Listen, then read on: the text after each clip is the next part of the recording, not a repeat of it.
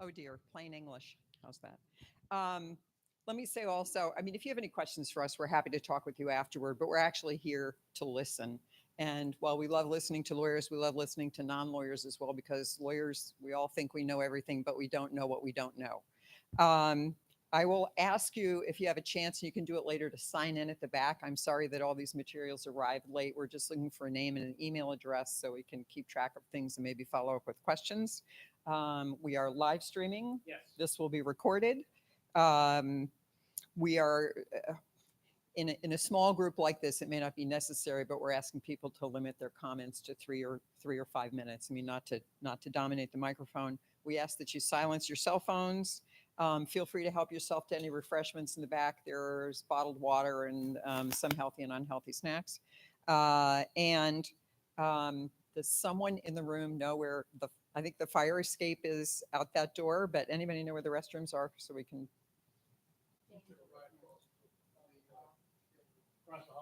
Across the hall. Okay, so that is the public service announcement portion. So thank you. And I'm going to introduce also Sandra Chin-Gilstrap, who is a member of our state bar committee. And Sandra, would you tell us why you volunteered for this committee?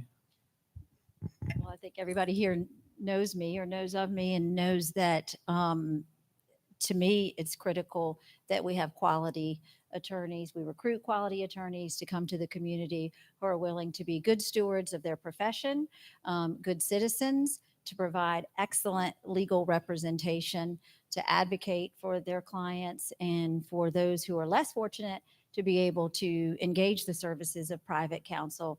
And so, as far as I'm concerned, it is critical that we understand where we are. I'm not sure that many people read some of the materials, the publications that the bar sent out this summer about the decline and what the numbers were. And I don't want to misrepresent the number, but I think it was 0.007 whatevers of an attorney to one citizen in the Commonwealth of Virginia. So do the math. And we're not mathematicians, but it's pretty easy to see that we are not able to compensate for the attrition rate of retiring attorneys and for the number of young folks not willing to sit for our bar. I know I've heard folks share that they have, they understood that the Virginia State Bar was difficult. And so therefore they have chosen to take other bars, which cooperate in a form of reciprocity with many other states, and that maybe later on they can waive into Virginia. But they are not being encouraged, even in our state or DC or over in North Carolina, to sit for our bar. And so I think, and David has those numbers maybe, or someone else. So we have a 60% decline in the number of folks sitting for the Virginia State Bar. 60%. It's actually 66 now. Okay. And then with that, are they coming to rural areas? The judge has had issues with recruiting clerks even. I know from our firm, my former firm, we had issues recruiting folks willing to come to the community. We don't just want folks to move here just because it's a last resort. When Mr. Pulley, Mr. Hodges, and I, Mr. Reynolds, we were practicing, folks were happy to return home and to provide service to this community. And that's what I'm interested in, is engaging folks, getting the word out, inspiring people, encouraging people to come back to rural Virginia, where we can have quality health care, we can have quality legal care, legal services. So that's why I'm a part of the committee. Thank you. Just two facts to add to that, and then we'll get started with the witnesses. One is that the legal deserts are numerous in Virginia, as you might guess. Cameron Roundtree, in his February article for Virginia Lawyer, described 10 lagging circuits in Virginia, circuits where the population of lawyers has grown less than the general population by a factor of more than 10%. And of course, this circuit and the surrounding circuits are one of those, which is one reason we chose chose to be here. And then secondly, as Sandra mentioned, in the last 10 years, the number of law graduates taking the Virginia bar from any law school in the country has declined by 2/3. And for example, even in Virginia schools, it's declining rapidly. UVA had 300 graduates this year of the law school.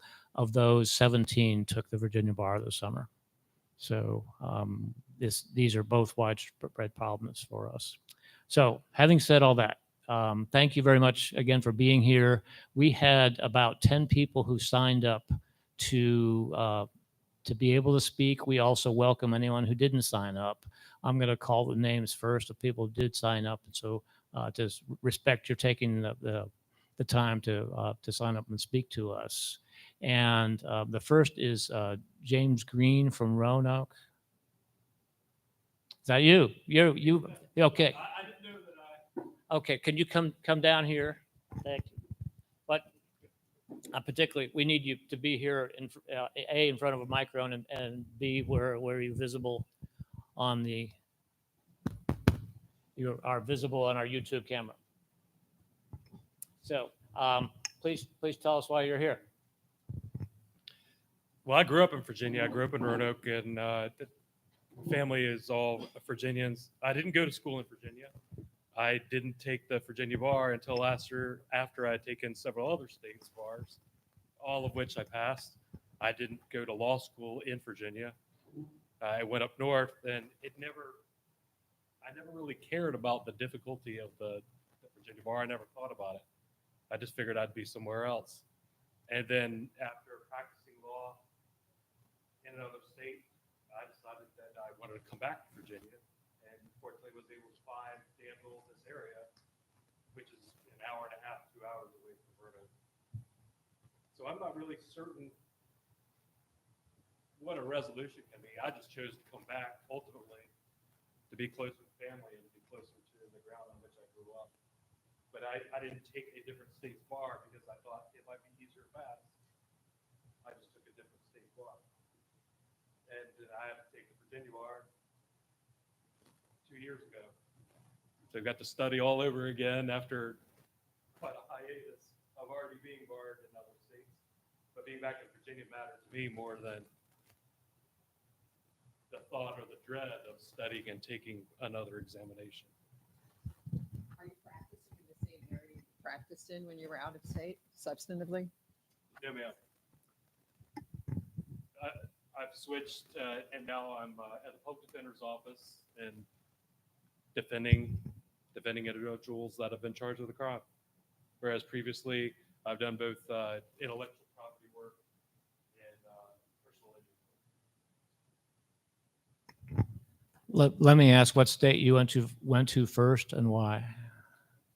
I took the Florida bar, and I took the New Jersey bar the same weekend. Because New Jersey is set up that they have the third day for so many people that want to either have their primary bar in New York or their primary bar in Pennsylvania. And that way you can add New Jersey.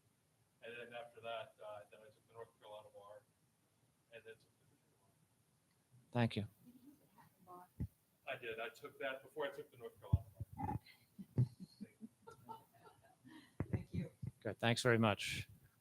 Next person to sign up is Brenda David of Danville. She here? Willis Farrell of Danville.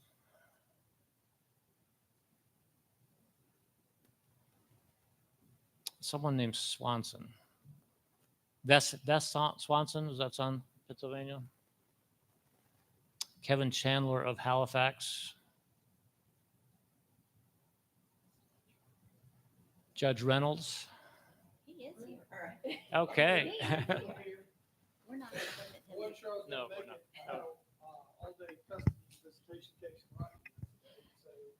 Judge, we're not going to limit your time. We're not going to limit your time. You've had to listen all day, so now you get to speak. Okay, well, so I came to Danville in 1994, my first job out of law school.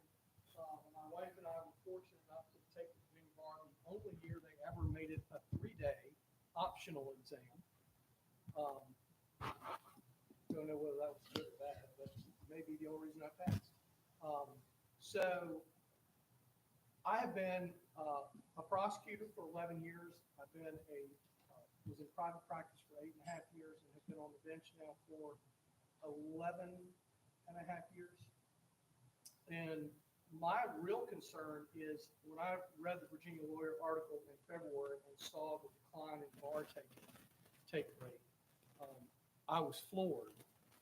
But it really wasn't that surprised because we had already experienced real problems recruiting law clerks. My last law clerk was Joseph, who's sitting here. He came to me a year and a half ago and was prepared to stay another year because I couldn't find anybody to be a law clerk. Couldn't even get anybody. Had 2 people apply, offered them both the job. They both said no. And I don't think it had anything to do with money because we actually pay more for our law clerk than I think virtually every circuit court in the state. So it's not that, but we are really having problems to put it in sheer numbers. When I moved here in 1994, I think the Danville Bar had about 70 members, maybe a hair over that. Of that, 5 were in the Commonwealth Attorney's Office and 3 were in the Public Defender's Office. We're now in the high 40s, maybe, and 10 are in the Commonwealth Attorney's Office and 8 are in the Public Defender's Office, maybe 7. Is it 7 or 8, Joe? We're going to be at 6 because we're losing. Okay. So we should have 8. You're staffed for, you're allocated for 8, Allocated for 8. but can't get them. Correct. It is a real problem as I see it. And there are, I think, some solutions. One is, I think we got to go to UBE. There's just Explain what that the universal bar exam. I think now the UBE is accepted in 36 states, maybe. 39 states and 2 U.S. territories. So we're going to have to come off our pride of the Virginia bar exam. I think we need to look at incentivizing individuals to come to underserved localities. AmeriCorps does it for teachers. The medical corps does it for doctors. We need to do it for lawyers. We need to figure out a way to get individuals to accept that the private practice of law has a lot of rewards, or the public practice of law has a lot of rewards in a smaller town. You really do get to know your community. You get to be very tied into it. And quite frankly, you don't have to work 2,100, 2,500 hours a year to make a good living. And you don't spend 2 hours a day in traffic. You don't have to mortgage your 3 children to buy a house. There are a lot of benefits to smaller towns. But, you know, incentivizing, whether it's through, I mention this every year to Dean Perdue at the Richmond Law School at our judicial conference. I think the law schools should be invested in this. And there's no reason to me that Richmond couldn't come off some of its $2.8 billion endowment and give stipends to law students that come to underserved localities for the first 6-8 months while they're getting on their feet. It would be an effective way to encourage those lawyers to come to a small town. And the biggest issue we have, apart from just the general public need as an access to justice issue, one of my concerns is the non-governmental organizations, Boys and Girls Club, United Way, that need lawyers to serve on their boards because they need somebody to help them not screw up their SCCs or their tax exempt status, to guide them on bylaw modifications, things of that nature. And perhaps one other option there is to allow public practicing attorneys, be it in the PD's office or the CA's office or the city attorney's office. We now have 3 city attorneys,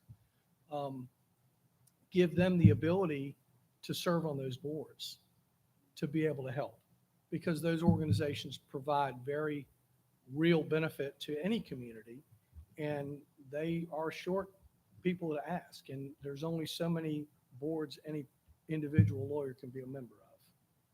So I hope we can do something, because we're drowning here, not in, I mean, our workload is down, fortunately, but we desperately need more lawyers to this community.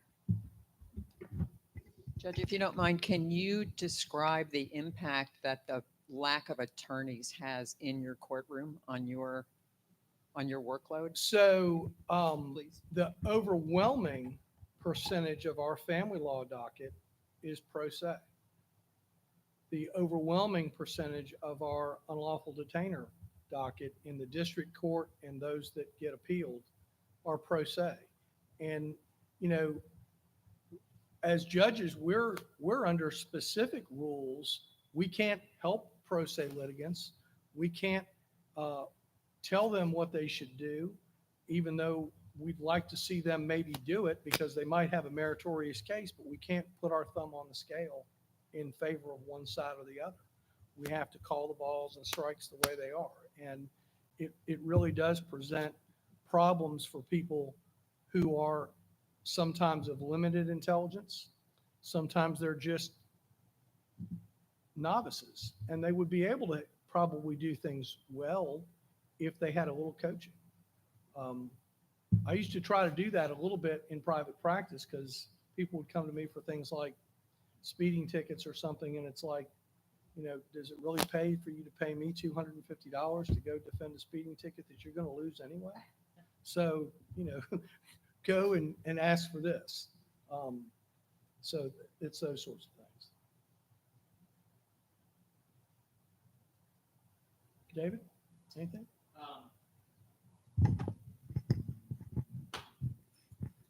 I appreciate your suggestions very much about stipends for small town practice and encouraging people to understand the quality of life here.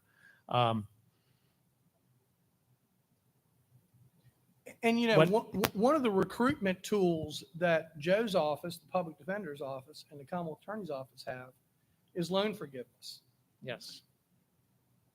I think it's sometimes can be a red herring, because people sign up for a public job like prosecuting or public defending to get loan forgiveness. And after 10 years, it's hard for them to then transition to private practice, because they've not thought about those areas of law or used that skill set. And so if there was a mechanism to accelerate loan forgiveness for those individuals, or add a component of loan forgiveness for private practitioners, it may encourage somebody to serve in an underserved locality. I have thoughts, but I don't want to keep other people from speaking. So maybe if we have time at the end, if everybody's spoken, we could have sort of an open discussion. Thanks. Thinking about those suggestions you made me think that we need to have partnerships with the say city economic development office, because they are trying to bring businesses to Danville in the same way that we want to bring lawyers to Danville, and there should be opportunity for partnership. I think the Tobacco Commission could be a real partner, because they've had discussions. I'm recalling they've had discussions about increasing either loan forgiveness or something for people to come back in certain, areas of study. And, there's certain, people don't want to give welfare to lawyers. I understand that. But it really does become a necessary component of any town. You've got to have people who can do loan closings and write wills and do divorce cases and do unlawful detainers and defend people who are charged with offenses to the best of their ability. And if we don't have individuals to do that, everybody suffers. one of our judges who spoke to us when we were on the Eastern Shore for that hearing wondered why the county could not engage in some sort of economic opportunity creation along those lines, involving money. I certainly don't think that they're forbidden from doing that, but again, I think people would have a hard time stomaching giving welfare to lawyers. I just think. That's my 2 cents. I understand. Thank you very much.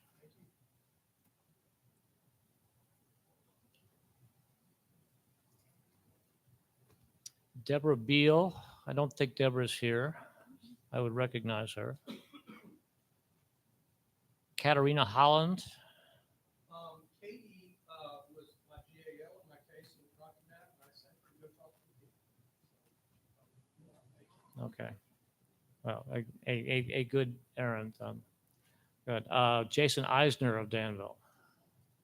Jason.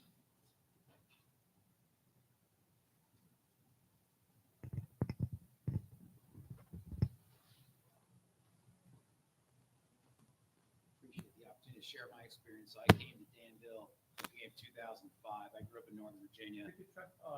Moving the microphone closer to you. That better? Yes. I can hear it now. So I grew up in Northern Virginia. I'd spent most of my life as a permanent resident of Virginia and never really considered practicing in a different state. I took the Virginia bar. I wasn't sure exactly where in Virginia I was going to end up, and ended up being offered public defender work. I was there for some time. I've got a sole practice here now that been doing mostly court-appointed work, which I think was something that Judge Reynolds touched on. As an old dog, I'm not sure how many new tricks I can learn at this point, but that's the kind of work that I wanted to do. But I think we do see there is something of a stereotype as far as attorneys wanting to practice in large cities. I think a lot of people going into the profession that may not understand the profession for what it really is, and it might be an entertainment media type of reinforcement, or it could be anything, but that lawyers are supposed to be associated with large metropolitan areas. And I've heard enough stories, especially trying to get my own practice started, that some people come out of law school, and it's kind of like the folks that are waiting tables in Hollywood. But no, seriously, that's what I'm hearing. They go to large cities and they'll get whatever jobs they can because they're waiting for lawyer jobs. So we've got lawyers out there without really any demand, and there's demand in other places. So I don't know exactly how we create the idea of demand, but I certainly agree with a lot of the points that Judge Reynolds made as far as the advantages of being in a smaller area. So it's more laid back. It's a little easier to manage a working schedule. You don't have to work as many hours. The cost of living is a lot more friendly. So if that could be added with some sort of incentive to assist lawyers in coming down here in between a lower cost of living and the stipends that might be available. But I think that would be the solution as far as legal deserts in the lower populated areas. I just don't know how we do it. I don't have the magic bullet here, but to give folks the idea that small towns need lawyers. Lawyers can enjoy a small town, a small city type of practice. I've certainly seen some of the decay that, and sort of Judge Reynolds seen more of it than I have, but when I came here, it was a pretty thriving Danville private bar. There were a number of people. There were fewer attorneys in the public practice offices, and sometimes we can't get a quorum in the Danville bar. Large firms have disappeared from the area, and I've been wondering what happened to the demand for legal services, especially there's some businesses coming in. There's some predominant business coming in, the casino and other businesses are following them too. So it's hard to imagine the demand has gone anywhere. So we don't seem to have large firms here. We've got some scattered sole practice and all that. I'm not sure how we get the supply down here to meet the demand for services, but I think there's a connection to give folks the idea that being a small town lawyer can be a really enjoyable lifestyle. So if you don't mind my asking, how did you choose Danville? Mr. Shank chose it for me. He offered my first job here. So That's fair. It's interesting because I have some experience with Danville, and our first meetings were in the Northern Neck and the Eastern Shore. And Danville strikes me as being a much more vibrant community than what they have in Warsaw and Bellhaven. You have a hospital. They don't have a dentist on the Eastern Shore. colleagues have gone there. I mean, Yeah. to Northern Neck, I've gone there and taken a look, and it does certainly seem more sparse. And I can't speak to what their quality of legal services is. Eastern Shore, same thing, having only seen it, but I can't say they've got a whole lot that we don't have here. For the most part, they've got some museums. That's Shoreline. yeah. They have a shoreline. So, and then of course, if anybody's gone down to the southern beach and the East Coast, they're full of billboards advertising legal service on the way down. And it's easy to think what it's like to have a practice down there, but you can imagine there's going to be challenges, the cost of living challenges. The state bar staff has started calling these lagging circuits economic opportunity zones. Does that apply here? Well, I'd imagine, again, we're losing firms, we're losing attorneys, and I'm no expert on demand, but again, the population's been more or less what it is. We have some sort of influx of business now. So I would imagine I'd be hard pressed to say it's not an economic opportunity zone, that there is. There are a lot of attorneys or a lot of services. People call me and ask me about certain services that I generally don't perform and probably could be hard pressed to learn at this point. I don't like to recommend specific other lawyers, but I'm not sure I could if I wanted to. Some folks have just left and gone to the county. They're just not here in the city and all that. But finding folks in the city who can do certain things, even personal injury, bankruptcy, it's kind of hard for me to pick somebody to recommend them to. So there is an opportunity. There is, I think, there's certainly a potential client base for firms that have been here. And I think it's just a matter of demonstrating that you can have a decent living. It may not be a fast-paced city life, but I wouldn't trade the life I have. I mean, Other questions? Thank you very much, Jason. Judge Milam was also on our list and not here. So we've finished the sign-up list. Is there anyone else present here? Please.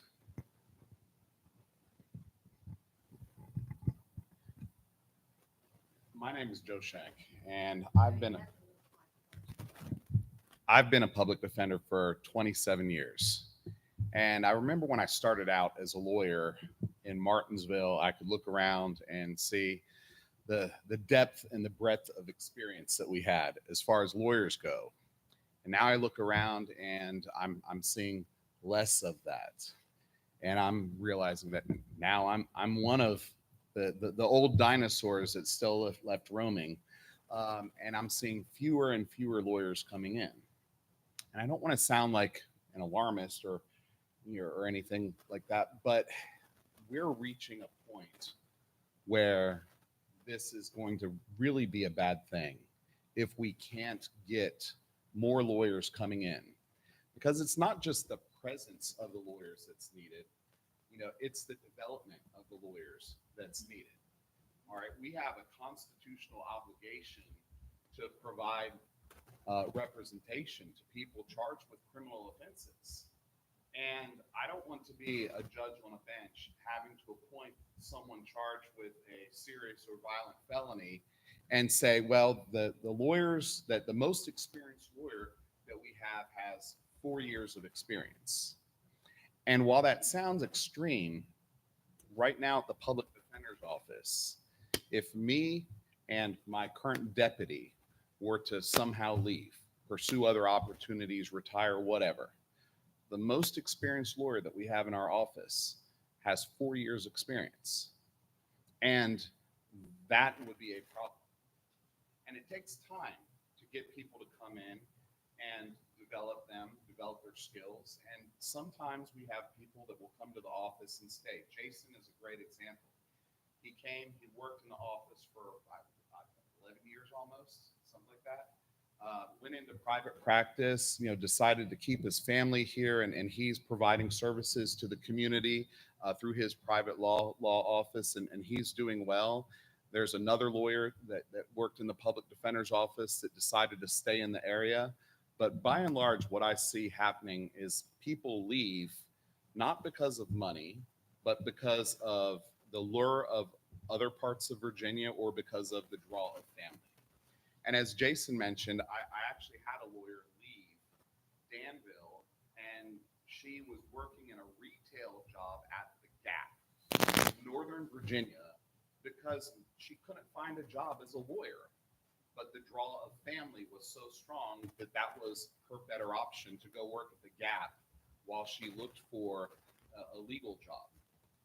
And, she was providing great legal services down here, but, we can't compete with family.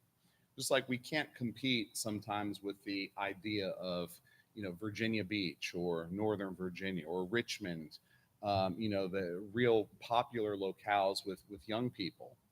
And we talk about, well, the state could raise pay for public defenders, and they did. But then you have places like Virginia Beach saying, we're going to add $16,000 to $21,000 as far as a local supplement to have lawyers come here to this jurisdiction, and that's what they get in addition to their state pay. The one question that's come up routinely that I get through the years when I've interviewed for people, and I've changed my process because I'm trying to find applicants that are still in law school, the people that have the desire to come work at the public defender's office, the ones that are passionate about this type of work. The question that I'm asked most often is Virginia a UBE state? And I have to tell them no, it's not. And that's generally when the conversations end and their interest in whatever job I have available wanes. And it's understandable from their perspective, because young law students can take one bar exam and their score can be applicable in 39 different states and 2 US territories. And that offers them an immense realm of possibility in seeking jobs. They're going to go to whatever state can give them the best job. They're going to go where the best job opportunity exists without having to worry about, well, do I have to take another bar exam? And I really don't want to see Virginia be the last state, the last holdout, saying, well, we're just going to keep the Virginia bar exam and make people take it, because that doesn't make sense. Virginia needs to I guess, accept the fact that the legal profession has changed and join, the change and embrace the change and try to make Virginia an attractive state for people to come work in. And I think a simple change like that would probably do wonders as far as bringing people back to Virginia, or at least making Virginia a viable option. And there's lots of things that Virginia can do. If you look at the UBE states, several of them have their own standards. They can set their own standards, say you have to score this level to have your score transferable to this state or that state. Every state's different, and these scores aren't going to be transferable forever. I think most states allow between 2 and 5 years for the scores to be transferable. So it's not like I could take the UBE 26 years ago and now hope that my score would count now. But that's not even a true issue, because, for example, someone could take the bar exam in North Carolina, which is a UBE state, and they could be a licensed attorney in North Carolina for a set period of time and then just simply waive into Virginia. And that's what I know. Another local attorney whose daughter is an attorney has opted to not take the Virginia bar exam, and she's simply going to waive in, having been a practicing attorney in North Carolina. So I have a couple of questions for you. Sure. Let me start with the second one, which is reciprocity. My recollection is that the admission on motion rules in Virginia require you to have practiced 2 or 3 out of the preceding 5 years in a state in which you're barred, right? So you do have to hit some minimum in the other state. But Virginia has reciprocity with only about half the states in any event, because, for instance, when my husband was admitted on motion in Maryland, he had to take a practicing attorney's exam, and Virginia will not recognize reciprocity with any bar that requires you to take any kind of exam, even if it's a quote quickie for practicing attorney's exam. So the reciprocity rules themselves are fairly restrictive. I'm just putting that out there. They can be, but you mentioned Maryland, for example. That's another UBE state. And so, a law school graduate from Virginia, for example, could take the bar exam in Maryland or North Carolina or Alaska, and if they achieve whatever the passing score is needed for that state, they're And don't age in place, right? correct. Right. And then my next question was, somebody suggested at one of our meetings that one of the issues with being hired, for instance, by the public defender's office is that your job requirement is that you be a member of the bar. And so third-year students who are looking for jobs realize they're not going to qualify before the fall, even if they take the Virginia bar. Is there ever the possibility, and I did not work in this area, of you're hiring someone sort of contingent upon passing the bar? Could they? Absolutely. Because that needs to go into the job descriptions, I think. At one point in time, I know that the practice of a lot of jurisdictions was only to hire lawyers who had passed the bar in Virginia. But in the past few years, the practice has changed.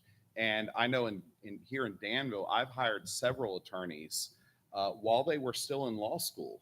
And I've offered them jobs, and those jobs are not necessarily contingent upon them passing the bar exam. They can come start work in the office. They just can't work as an attorney. They have to work as a third-year practice student would until they get the bar exam results. But even still, I have the ability to maintain someone's employment even if they are not successful in the first round of the bar exam. They can get another shot. So I think that takes a lot of the pressure off to some degree. But at the same point in time, simply getting people to apply is a challenge. And to put it in perspective, I recently advertised for a senior trial attorney position. And that's a job that pays almost $100,000 per year. I got one applicant, and that was an internal applicant that wanted a promotion, a rightly deserved promotion. But I mean, I'm required to have a competitive hiring process for that position, and she was the only person interested. And that's troubling. Joe, thank you very much. Thank you. I'd like for us to hear from Mr. Pulley. I know he's under time restriction, so I appreciate you coming. Yes. Mr. Pulley, for the audience, some of these folks may not know you. Yeah, for the audience, will you give a background about your history, your experience, your practice here in Danville, and then now with Gentry Lock? And Yeah, a Okay. little. This is work. do you want to? If you're right next to the microphone. I'll hold it. Yeah. How about this? Yes. Okay, yeah, I'm Glenn Pulley, and I came to Danville in 1976, University of Richmond law grad. I joined a firm which at that time was Clement Wheatley, Winston, Ingram, and Majors. It became Clement Wheatley over the years. And I had the pleasure of practicing law with Ted Hodges and many other very fine lawyers. I never actually practiced law with Sandra, but Sandra and I have worked together on many cases since she's been in Danville as well. Clement Wheatley does not exist anymore. I guess there could be many explanations for that, but I can tell you that at least one explanation would be the difficulty in recruiting talent and keeping the good talent that is recruited. I left Clement Wheatley in 2015. I've been with Gentry Lock since then. Gentry Lock does not have trouble hiring good lawyers, but Gentry Lock is not trying to hire lawyers in Danville, right?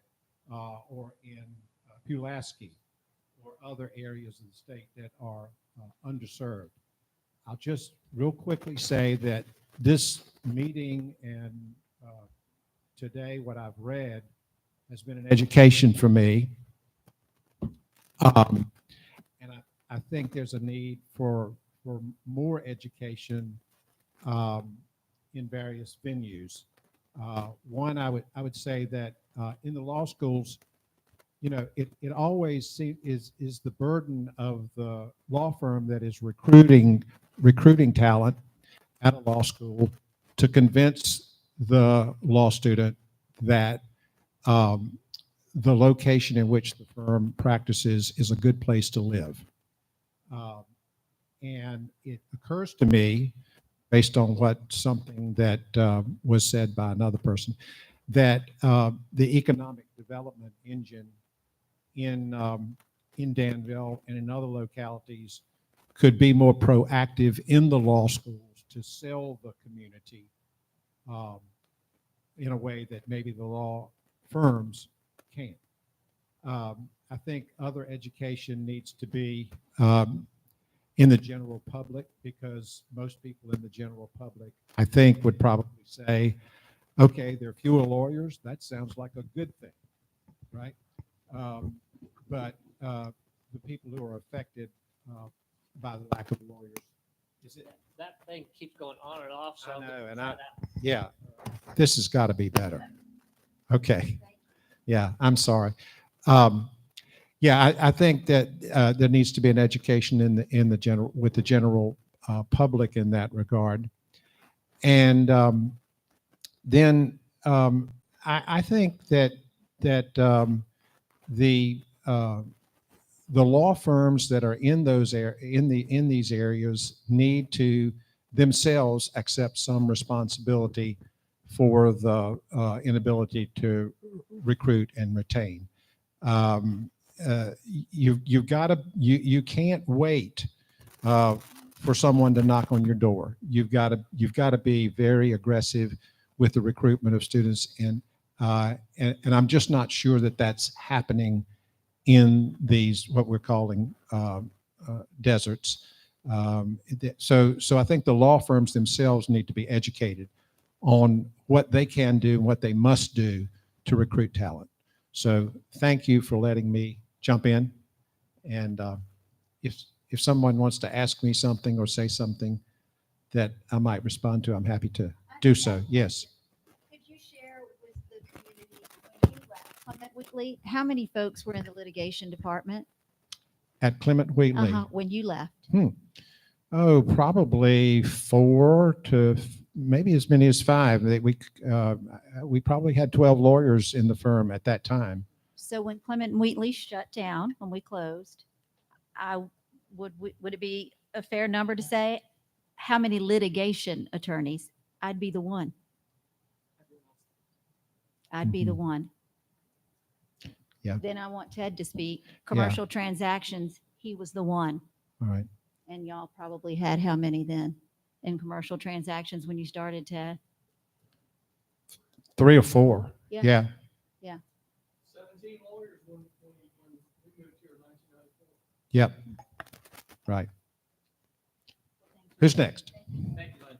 David, Ted, Yeah. go ahead, Ted. And then David Wildau All right. is also prepared. Thank you, Sam. Thank you, Sam. Thank you, Glenn, for coming at the last. Thank you, Glenn. So my name is Ted Hodges. I grew up in South Hill, Virginia, just down the road of Peace. I came to Danville, and I was actually hired by Glenn Pulley. Thank you, Glenn. I came to Danville in 1997 to go to work for Clement and Wheatley. I think I was either the 14th or 15th lawyer when I joined the firm, and I actually started out. I actually worked under Glenn, and I litigated, which I probably wasn't very good at, but I did it anyway.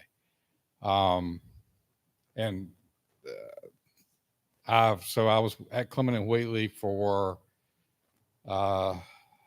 26 and a half years, the only place I've ever practiced law. I currently I'm no longer in private practice. When Clement and Wheatley dissolved about 15 months ago, I took a job with a client, and I'm now in-house, and I'm working up the road, a smaller piece in Chatham, Virginia every day. One thing I want to do, I think, I don't want to kind of rehash. I think Judge Reynolds hit a lot of the points that I think that, you know, the people who've been in this community and practiced law in this community for a long time have recognized. I mean, I'm pretty sure when I came to Danville, there were probably about 70 attorneys in the bar. It was a very active bar. As he's, you know, has said, I mean, it was, the majority or half the bar now is probably in the Commonwealth Attorney's Office and the Public Defender's Office. And I mean, we had a thriving federal court practice. I mean, Glenn and I regularly handle cases in federal court. And it's a huge difference between, you know, the 26 and a half years. It's a pretty huge difference in, you know, what's happened. I think, you know, the sort of the downfall of the decline of the federal court in Danville, I think has obviously had some impact on that. But I think some of those things that Judge Reynolds has talked about are the big things.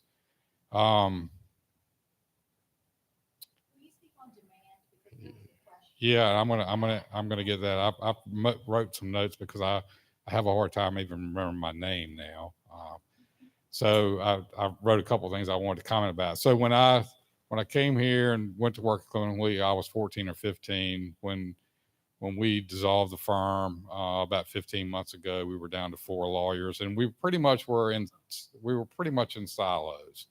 You know, I was the only one. I had sort of moved over, I guess, over just as sort of a natural progression, I think, of practice. I had sort of moved from litigation, which I didn't think I was very good at. I sort of moved toward more of a commercial practice, and that was not something that I did intentionally. It just sort of happened. But I had a thriving commercial practice up until the day I walked out the door. I did a lot of work for clients all over pretty much, you know, the whole Southeast. I was involved in stuff, you know, everywhere. I was involved in a lot of stuff locally. I mean, I worked harder at the end. If you rewind 10 years ago, I was working harder the day I walked out the door than I was 10 years before. And the reason I was working harder, because I had the clients who wanted the work to be done, and there wasn't but one person to do it, and that was me. And, you know, I've seen Clement and Wheatley sort of go through this, you know, and it's pretty sad for me. I mean, it was a very important part of my life, and, you know, it's disillusion. It's wasn't really what was planned. It just, you know, just sort of what happened. And as Glenn said, I think part of that is, I think the firm and the people that are in it have to take responsibility for that. I mean, it's, you know, particularly when you're very busy, it's hard to find time to, I mean, we used to, you know, do these, we used to recruit at 5 or 6 schools every year. I mean, we'd have attorneys go to those schools. You know, folks would drop resumes. We would go, we would interview people. We had an active summer associate program, just like the big firms in Richmond. And, you know, frankly, we just didn't have time to do that anymore. And I think part of it was we got away from it because it was a big commitment of time, energy, and effort to try to do that and keep up with your work. So, you know, my departure, and I think Clement and Wheatley's demise, had little to nothing to do with demand.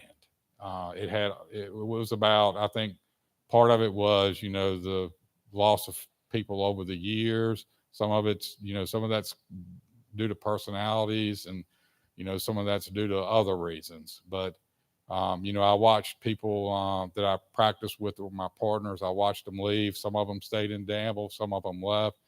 I watched, you know, we had more and more difficulty recruiting.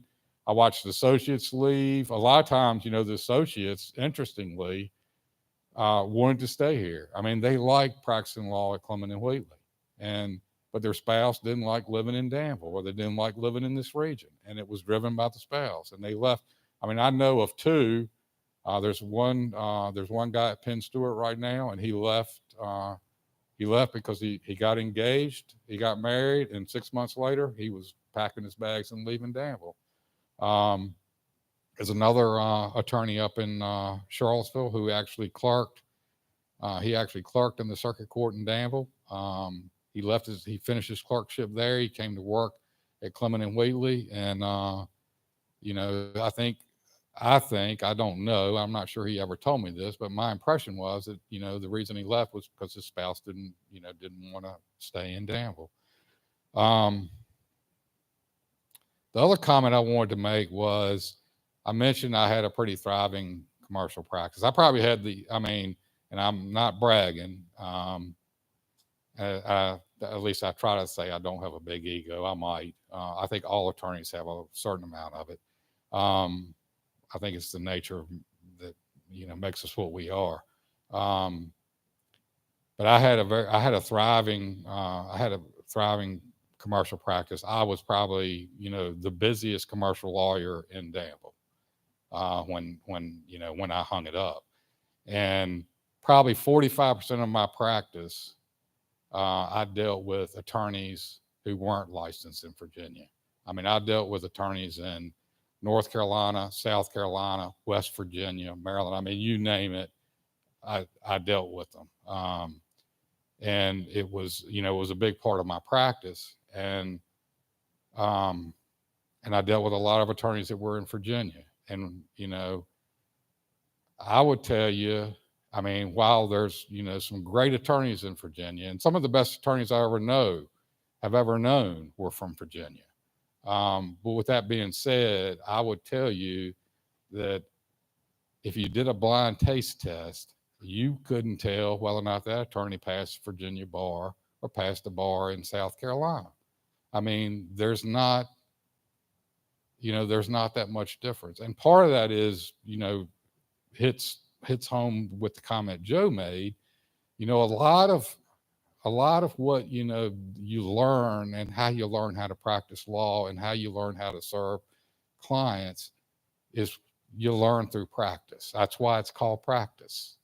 They didn't teach you that. I got a good basis in law school, but I didn't know much of anything when I came out. And the reason I bring that up is it kind of boggles my mind. Why does Virginia hang on to the bar? What's the end game? What's the rationale for hanging on to the bar exam that we have? It just doesn't seem to add up. There's great attorneys that are not licensed in Virginia and other states. There's bad attorneys in other states that are not, that are licensed there, and it's the same thing in Virginia. And I would just tell you, in my experience, I don't think the bar exam itself is, makes. I think it's hurting Virginia much more than it's helping. And I think I covered everything. The last thing I had written down here was recruitment, which I think I've hit on. So I'm glad to answer any questions anybody has for me.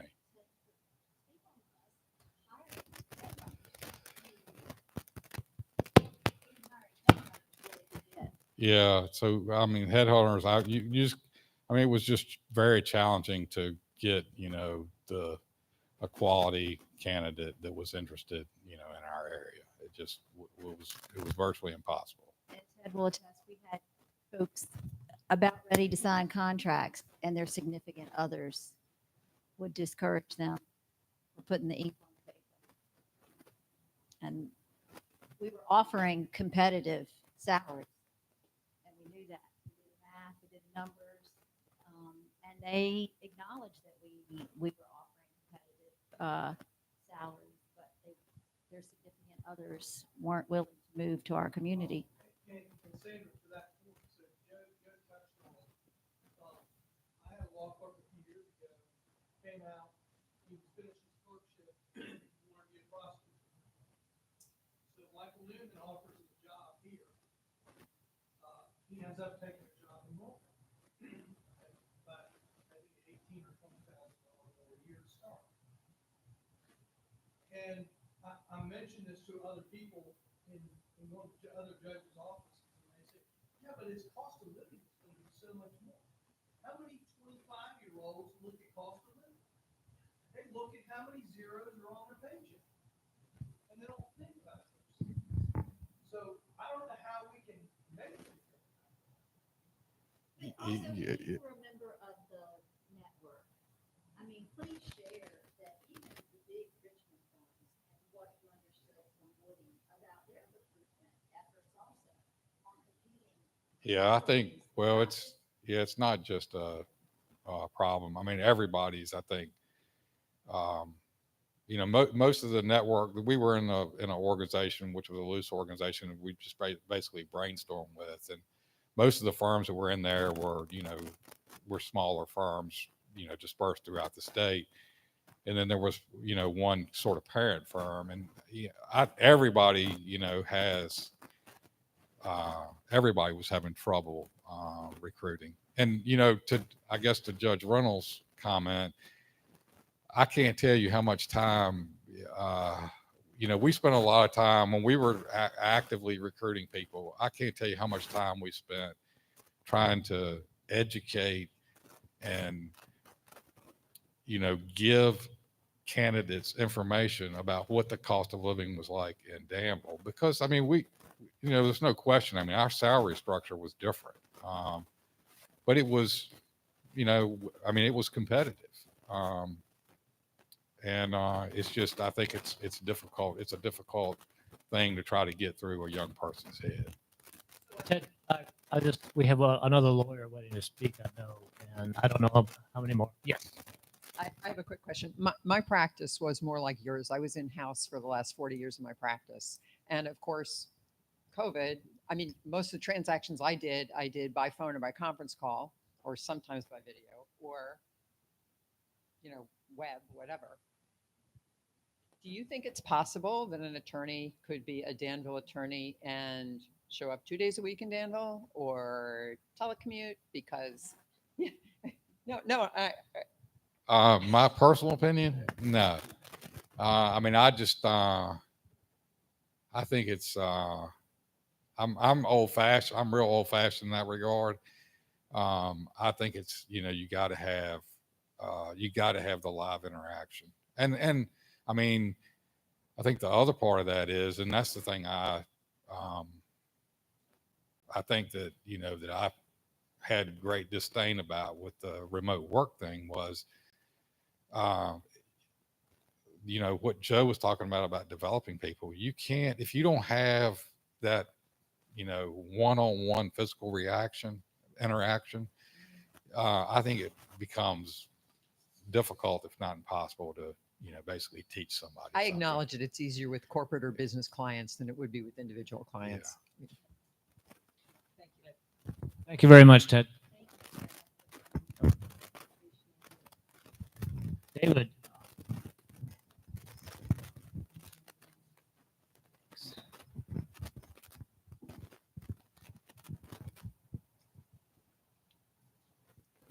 Well, it's nice to see you all. I've had some interactions with some of you, not all of you. My name's David Willnow. I'm the managing attorney of the local legal aid office on Main Street. I guess I'm a little bit of an outlier in this room. I'm originally from Pennsylvania. I originally grew up in the Philadelphia area. I went to undergrad up there. But I decided to come down here to William and Mary for law school. And at the time I graduated William and Mary in 2014, the legal market was recovering. It wasn't a great time to be looking for work as an attorney across the state. And legal aids in particular were really hurting at that time. With funding cuts, and that was what I was particularly interested in doing. So I was an early recipient of lawyer welfare myself. When I graduated law school, I had a stipend from my law school that paid for me to work at a legal aid office in Farmville. And then when an opening appeared in Danville, I moved down here in January of 2015. At the time I did that, if you Googled Danville, Virginia, one of the first results you got was this article of the 10 most boring localities in the Commonwealth of Virginia. It was really a very mean-spirited article. But I think this city has really treated me well over the years for the reasons that others have highlighted. That doesn't mean that there weren't times when I went to visit my law school buddies in Norfolk or Virginia Beach. I would return green with envy. But then I'd go to write my monthly rent check, and I felt a little better about my decision. I did just kind of want to give you guys some perspective on how I see this problem in my practice, both as a manager and as a guy that represents low-income folks in Danville. As a manager, like a lot of you, we've had a lot of trouble hiring attorneys, obviously. We've had more success, I would say, with hybrid and remote work to fill some of those positions. I've currently got 4 attorneys working in Danville, including myself, and 1 attorney working in Martinsville. Of those 5, 3 are remote at least 3 days a week. If it wasn't for that flexible work schedule, my guess is we would probably be operating at about half the positions that we have money to pay. We've pulled attorneys from Greensboro. I currently have an attorney that lives in Lynchburg. And just this year, we hired an attorney that lives all the way out in Charlotte County, beyond Halifax. So we've had to draw from a larger and larger geographic area in order to stay fully staffed. As far as my practice goes, obviously I represent poor people for a living. I don't charge for my services. So, every day I see the consequences of what happens when you have folks that either can't afford to pay for an attorney or can't find a local private attorney in town to help them with their legal problem. We do tons of landlord-tenant cases. It's very common in those cases for both the landlord and the tenant to be unrepresented. Custody, protective orders, those types of issues, that's already been brought up. Puts the courts in a very difficult position, I think, when one or both parties don't have an attorney. Tons of issues with wills and estates as well. One issue I have to address with a lot of my clients is this problem of heir property, as my clients call it, which, if you don't know, is the issue of what happens when property passes intestate for multiple generations and the interest in the property gets split between more and more people. Earlier this year, I advised a client about her heir property. She was 89 years old. She was paying the property taxes on a couple undeveloped lots. The property tax bill was in the name of her great-grandparents that have been dead for over 100 years. So that's not great for a lot of reasons. It's not great for an 89-year-old woman because it's going to keep her from being eligible for important health care benefits that she needs as she ages and gets older.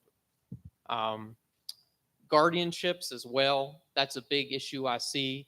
Parents taking care of severely disabled children. The child turns 18 and all of a sudden doctor's office won't talk to them. Administrative agencies won't talk to them. Schools won't talk to them. And if they can find a private attorney that's interested in taking that case, a private attorney is going to charge thousands of dollars to handle that matter. So there's a lot of unmet needs in our community. I don't think anybody's surprised to learn that here. That's been my experience. Happy to answer any questions.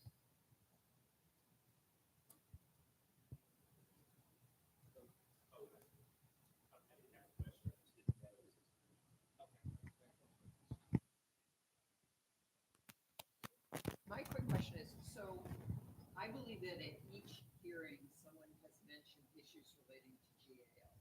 And it may be that one of the recommendations that comes out of this is to study our current requirements for GALs and see what, if anything, we can do to make them more user-friendly, more appropriate. Apparently, other states have different paying them better, making it easier to get in. I think that will be an outgrowth of this series of hearings, and so you might get stuck on a list to get called and discuss that. And I'll point out one of our attorneys, Michael Simmons, before he came to work for us, he did a lot of guardian ad litem work. He had a real passion for that work. He really enjoyed doing that. He had issues with the compensation. How much of that could he afford to do, and continue to feed his family. Thank you, David.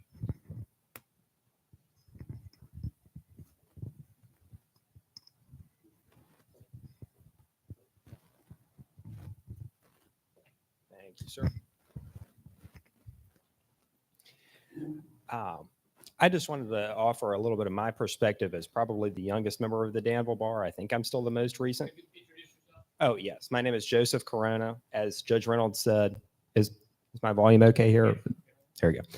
As Judge Reynolds said, I was his clerk, which I was honored to be his clerk. I came from a Virginia law school. I went to Washington and Lee. I just graduated in 2023, and I took the Virginia bar. I knew that I wanted to be in Virginia, and my girlfriend wanted to be in Virginia. So I became aware that Danville needed a law clerk, and I reached out to Judge Reynolds and interviewed with him. And I recognized, coming from a city of a similar size to Danville, that I really liked this community. And I would say that I've fallen in love with this community even more being here for about a year and a half. After clerking with Judge Reynolds, I went to PLDR Law, which is a firm here, and we also have offices in Richmond. So I just wanted to speak a little bit to my experience and to some of the things that we're trying to do to correct this problem, because that is the strategy of our firm right now, is to see this as an opportunity, and we do see it as an opportunity to continue to provide quality representation in areas that might not be available for some solo practitioners in the communities in central and southern and southwestern Virginia. And so we've been having great success with that. I think the demand is there. I think working with technology has definitely assisted our firm, and we've just been happy to continue to try to provide that representation to people.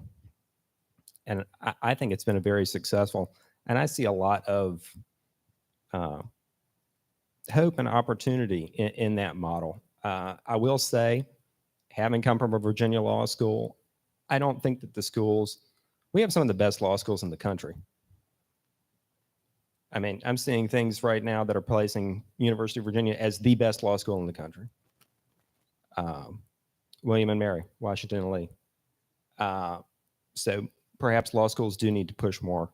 I know that a lot of my colleagues did not necessarily want to go to Atlanta, but they went anyway because they felt they had to.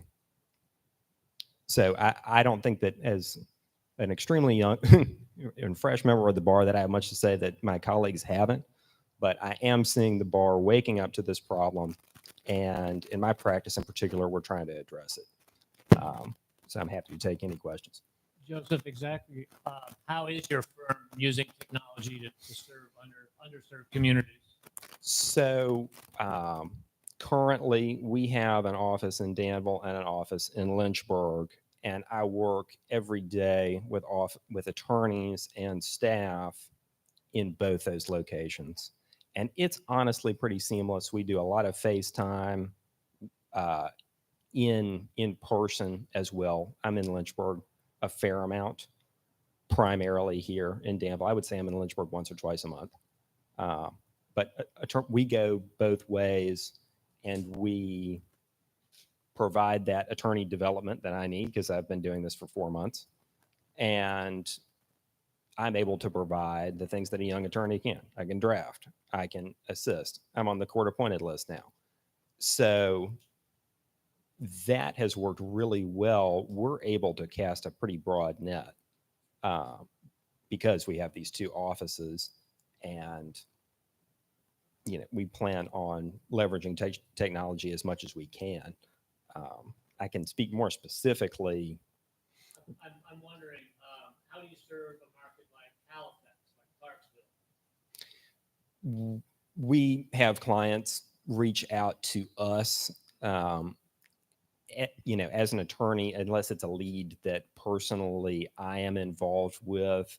That is mostly things that go through staff before they come to me. So I'm not exactly sure about the lead generation perspective, but we make sure that we work with them. You can Zoom, we have other special software, phone calls, we can go to them, they can come to us. So we can mix kind of the traditional consultation model and using technology. I mean, I can't even tell you all the places that we've been able to Zoom consult clients in and successfully retain them and represent them. So that enables us to cover, Martinsville, Halifax, all the localities that you mentioned. Mr. Martin, they'd like to know if you'd like to be heard, sir.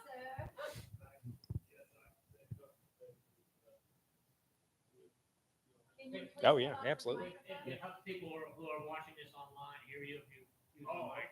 Yeah. Oh, okay. Come on back. Thank you. I'm James Martin, otherwise known as Jim Martin. I'm in Martin & Martin Law Firm with my wife, Suzanne. She is on a home visit for a GAL custody case right now. And I've been a prosecutor for about 18 years and a defense attorney for about 18 years. Was in the office with Judge Reynolds. I was born in Newport News. I've lived in Tidewater, I've lived in Richmond, and I've lived in Northern Virginia and the Maryland suburbs of DC. And I would much rather practice law here than any of the other places I've lived, especially things I hear about how practice is up in Northern Virginia, the degree of acrimony and ethics complaints and so forth. And I hope some of that's not true, but I don't miss the traffic. I miss a lot of things about other places, the larger cities, the Kennedy Center or the national monuments or being near the coast or something like that. But the smaller towns, I mean, Franklin Roosevelt said America needs smaller cities and bigger towns, but nobody took him up on it apparently. So I think he was exactly right, but we are where we are. I was not aware of the problems that the larger cities are having with lawyers, and I don't know much about that.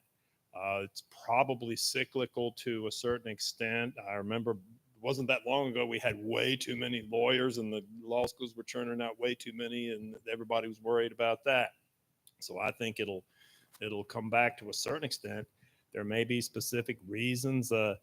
I don't know. I mean, recently there's a large segment of the country that basically thinks the legal system is evil. I mean, in the 1960s, people thought rightly that a lot of things needed to be changed. So what people did is got involved in the system eventually. I mean, they went into the streets, but then they got involved in the system and tried to change things, and they did change some things. There's always improvements that need to be made, but are there people that just don't want to be involved with us? I mean, I know the police department can't find police officers, so maybe it's part of the same thing. Or maybe one thing I've experienced in my small practice is people think they can do law themselves.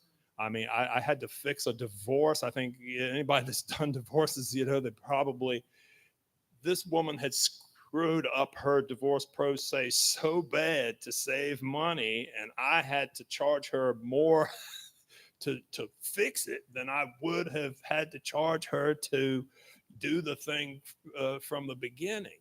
So I think there are some I think there are some advantages to smaller towns. I mean, I have a music degree from University of Maryland and went to Scalia Law School.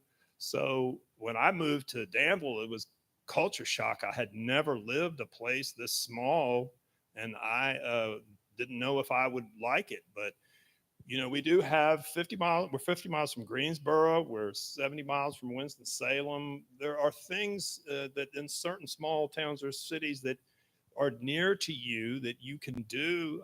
I've played. I play in a community orchestra with Mr. Will now, and I have done that in Greensboro.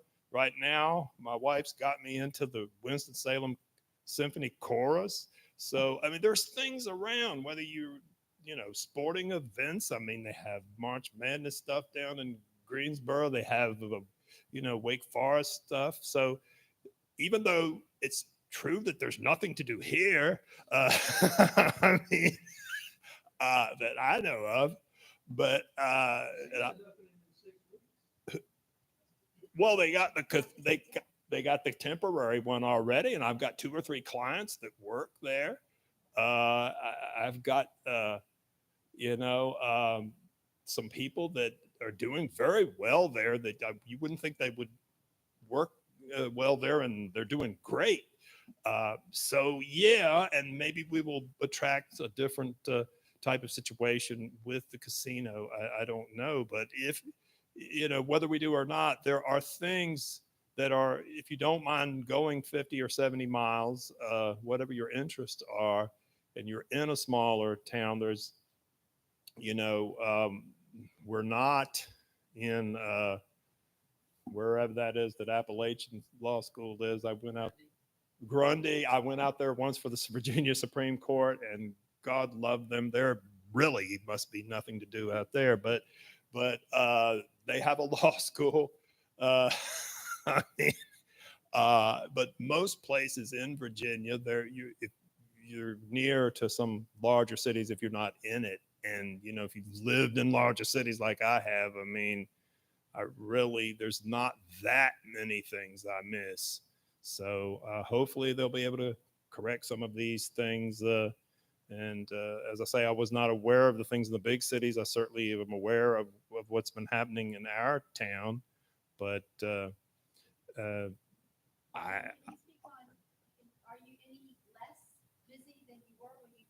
I'm way busier than I was, and I do mostly court-appointed criminal or mental health hearings, some custody, and some wills and small uncontested divorces, things like that. But I'm having to turn down things all the time, appointed or even retained. So, so anyway, any questions? Jim, who's going to take over your practice when you've been a lawyer for 36 years? You say you're busier now than you've ever been. Who's going to pick up and carry on doing that work when you decide to call it quits? Well, Suzanne is smart enough not to do criminal, so it's just going to be the Suzanne Martin law firm for a while, because I'm retiring March 31st, 2026. When I'm going to be 70 that month, so I'll be around. But after that, it's nice to be needed. I don't know. If you guys had, I mean, like you guys had Mr. Fuller as your mentor. We all had mentors. The senior Right, and he's still over there. He's my landlord. Yeah. I mean, I practiced with 3 men and a baby when I started. And that's what I called it. And they were gentlemen, and they were scholars, and they were committed to providing excellent quality representation to all citizens, those who had money, those who didn't. And one of their great quotes were, so you're asking, what should we charge? And it was always, and Judge Stilwell used to use the same line, it's what the traffic will bear. Because if you are just committed to your profession and to your citizens, you try to assist all, but it gets down to, I think Ted would even share. I know people say in small towns you don't have to work all those hours. Ted, we were billing what associates at huge firms were doing because of the workload, correct? Yeah, we were working hours that they speak of associates in huge firms in big cities in New York, across the country, because we could not, we couldn't recruit. We actively tried. I think we need to do more as a profession in these communities, but across the state, because apparently this is systemic. I mean, it's a statewide issue. And also, David would share, it's not just in our state, across the country, they're having these issues. We as attorneys need to be more like our predecessors who were proud of being attorneys, proud of the profession. It wasn't about just churning a dollar, it was about helping their citizens. They promoted, they advocated, they believed in integrity and the honor of being an attorney and helping people. We used to be very active as a bar across the state and here in going into school systems and educating kids every year on the law. And we used to, mentor children. Jim and Judge Reynolds and Ellen, do you remember we did the Law Expo in the early 90s? And I had a friend, and Rob Smitherman, who was at one of the firms before. Rob was on the Law Expo. I was in in high school. And 11 years later, I came back. They never thought I'd come back to Danville. And, but Rob was a wonderful person. And when you travel afar and you meet attorneys from Virginia, I went to law school in Miami. Miami was an oversaturated market in the 90s. I had a neighbor in my condo that moonlighted at night and volunteered at the public defender's office, had been there volunteering for 2 years waiting to get a job. I did the third year practice where you were allowed to have a license, and I prosecuted in the state attorney's office there. And my mentor had volunteered for a year for free at the state attorney's office, moonlighted at night until she could get on at the state attorney's office. I was fortunate. I was offered several jobs in Miami, and I was honored by those positions. However, family meant more to me than staying in Miami. Things had changed in my life, a crazy little thing called love, and came back home. So, but at one time we had members of our bar, and one of my mentors, he is one of his kids say he hustled me into coming back to Danville. But these older attorneys, they loved what they did and they loved sharing with everyone. That has been an issue with the bar for years. A lot of committees talked about it, mentoring programs. We just don't do that like we used to. That's one way that we lose the opportunity to recruit people. But educating, I think if we go back into the school systems, it's like, how do people find out about psychiatry when they're in high school? They don't know anything about that because, one, you have to be 18 to volunteer in hospitals. So most kids don't know anything about going into psych. Well, if we're not in the school systems and we're not out in the community promoting our profession, then we're missing an opportunity early on. I am worried or concerned about what I call the trailing spouse issue. That is, if your spouse isn't from Danville, how do you, or whatever your significant other, how do you get them here? And the challenges that we heard from our prior hearings were, even if they love the community, you don't have the healthcare system, you don't have the school system, you don't have the social infrastructure of 29-year-olds or whatever people are when they're out of law school now. And that is a problem that I don't think lawyers can solve, but we can't pretend it doesn't exist. It's a holistic, it needs to be a holistic effort. And we talk about this in our school systems here with the superintendents. The medical profession has a difficult time recruiting, but it is holistic. And yes, we're happy that supposedly this casino is going to generate lots of money for our community. We don't just need a facelift on our schools. We need an overhaul. And at one time, George Washington High School in this state and in this community, people paid tuition from North Carolina to come into Danville to go to school, to George Washington High School. My parents paid tuition when we moved here for me to go to city schools. Now people pay tuition for their kids to go to county schools, or you go to private schools. And so they obviously have an issue. I mean, we're no longer accredited. Are we? Do we have any schools accredited? Half of our schools, not even five. 11. Five are accredited. So it's holistic. So one, if we're recruiting young folks that may want to have a family, obviously education should or probably was an important part of their life. So they see what we have. The medical community, people are concerned about that. Beyond, yeah, Danville produced statewide bar. yeah, we did. Woody Fowler. Yeah. Grew up here. We did. His dad was a judge. Whit Clemens, the bars. I mean, Yep. There were generations Glenn's brothers in Richmond. that grew up here and never came back. Lee Goodman worked for the governor, has worked for the FEC. I mean, They come back to. Now we're building something they can come back to, but we're not producing the people that we need to produce. So we got to draw in. And one of the issues we got now is our daughter was looking at apartments. We started looking at apartments.com. Look up DanvilleApartments.com. Fernham Woods and Woodside. which to That's those what folks come who up. don't tell me Not what that the is. law- Not the law. They don't know what that is.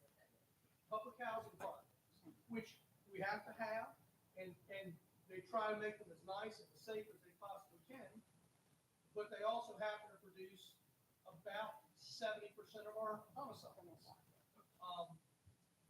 And the lofts that have been redone downtown, the White Mill, they don't show up on apartments.com. Why? Because they're already full, and the landlords don't want to spend any money to put themselves on apartments.com. And it's penny wise and pound foolish. Well, Ted, can you speak on economic development? I mean, weren't you a part, you were aware of the housing summit? Do you remember any of that? Were you a part of any of that?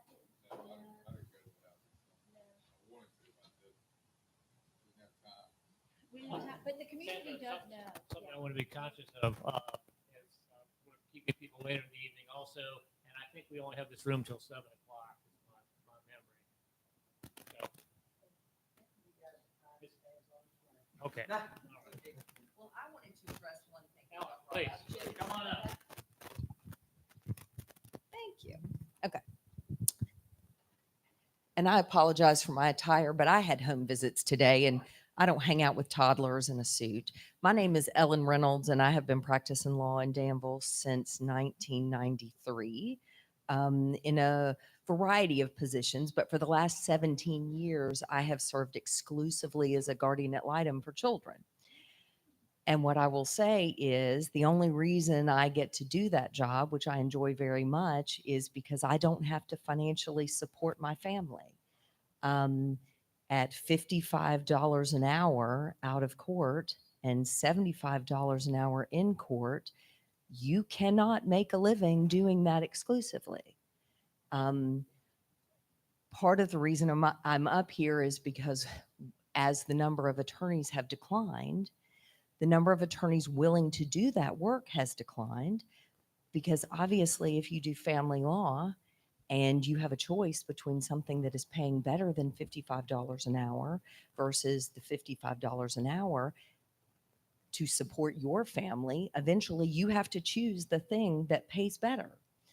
And so what has happened in my practice, and I practice in Danville, Pittsylvania County, Halifax County, Mecklenburg County, Patrick County, and Henry County, and then some others on occasion, I'm swamped because people have gotten off the list. And so what's happening as we have less lawyers in this part of the world, the lawyers that do family law are dramatically busier than they have been in the past. And then they can't take on guardian ad litem appointments to the point that I decline them. And I get calls from Patrick County, for example, saying, please, we don't have anyone that can take this case.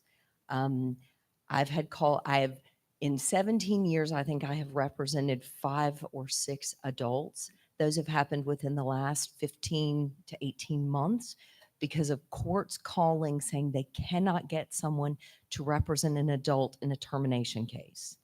They have contacted everyone in their local area. They have no one. Will you please come and drive the hour to take those cases? I think part of what we haven't talked about today is the most vulnerable of our population would be the children, and they're the ones that it's harder and harder to get representation for in a custody case or a protective order case. And we need more lawyers, because in the end, I don't expect other lawyers to take this on as their full-time job. I enjoy it. But again, the family lawyers are overwhelmed. They can't, it'll take 2 months to get in for an appointment for a custody case. You can get into court faster than you can get an appointment with a lawyer at this point. So if it takes 2 months to get in with a lawyer, they're swamped. And they're not just swamped in Danville and Pittsylvania County. They're swamped in Halifax County. They're swamped all along Southside Virginia. And I think that's another part of this, access to justice. And I think sometimes I think of criminal matters first. But the truth is, the kids are suffering because they don't have someone who can step in and represent them in probably the most traumatic event that they're going to experience in their lives, which may be a divorce or a custody circumstance or a situation where they've been removed from their home because of violence or because social services has gotten involved. And I would think, I certainly don't have solutions, although I do think possibly paying more than $55 an hour might not be a bad start. I don't happen to think the training requirements for that are particularly rigorous, because I do think you do need a little bit of specialized knowledge to do that, but maybe making that a part of a law school curriculum or making that easier to access, maybe making that free, so that you can sit through the training course to be a guardian ad litem at no cost. Perhaps that would be a start. I don't think you want to require people to do guardian ad litem work. I think you either like talking to children or you don't. And, you know, I sort of enjoy sitting on the floor playing with 2-year-olds, which is kind of what I've done. And that part of my job is fun. I always have the best part of every case. I represent the child. You know, the adults can be doing their crazy stuff, but they are not who I am there to advocate for. But in the end, those children are getting slighted by, you know, the numbers. And the lawyers that do domestic work, they just can't take it on. It's not that they're unwilling, it's that they are overwhelmed.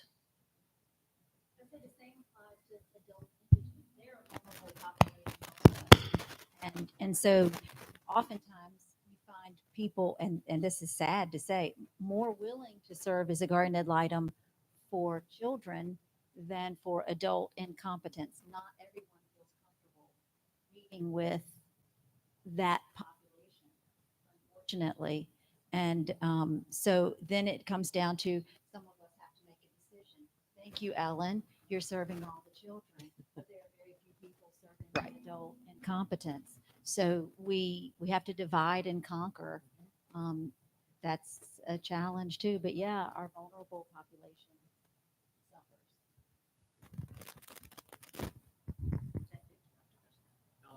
Thank you very much. At $55 an hour. Thank you. Yes. Okay. Anyone that has not been heard from? I think we've gotten everybody in the room. Okay. Thank you all so much. The video, the live stream from this will stay up on YouTube. We have our list of our prior hearings are all available, and our committees will be working this fall and winter to develop recommendations for the State Bar, the General Assembly, the Supreme Court on how we can respond to these problems. The State Bar Committee that I chair is required to submit a report next spring, and we will be circulating drafts as well. So really appreciate your input and hope you'll stay involved. On the State Bar website, if you just look for EGAD VA, you will find our page with what we're up to do at the moment. And the Access Commission, I think, has a website that's not referring to this It's not process. vibrant. It's not vibrant. Yeah, okay. It's not a vibrant website. So thank you all so much for coming. We do have some refreshments in the back of Not only do we have them, but they won't keep. So eat as much as you can now, and then there's some clamshells back there if you want to take cookies or fruit or roll-ups or whatever home, please do. Or to the office tomorrow, whatever. Okay, we're adjourned. Thank you. Thank you. Thank you, Danville Bar members. Thank you.